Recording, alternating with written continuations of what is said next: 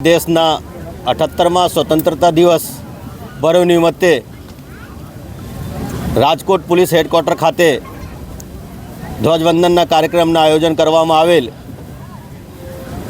આમાં police, home guard, NCC, SPC બાકી લોકો પાર્ટિસિપેટ કર્યા અને શહેરજનો અને બાકી મિત્રો પણ આમાં સામેલ થયા હતા।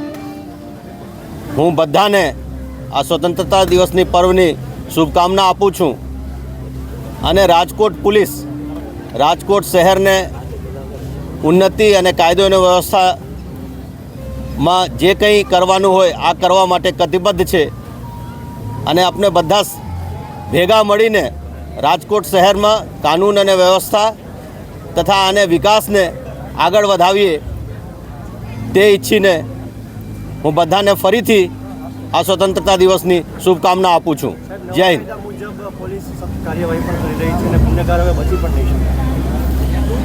આ દેશમાં જે 3 નવા કાયદા આ વર્ષે અમલમાં આવ્યા, આ કાયદાઓને ઉપયોગ કરીને આપણે મહત્તમ કેવી રીતે ગુનાખોરીને અંકુશમાં લાવી શકીએ આ પ્રયાસ કરી રહ્યા છીએ।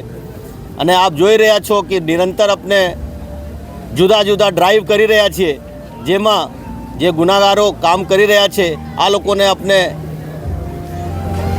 કાર્યવાહી કરીને અને કેવી રીતે આ ગુનાખોરીને ઓછું કરવામાં આવે તે પ્રયત્ન આપણા દ્વારા થઈ રહ્યા છે।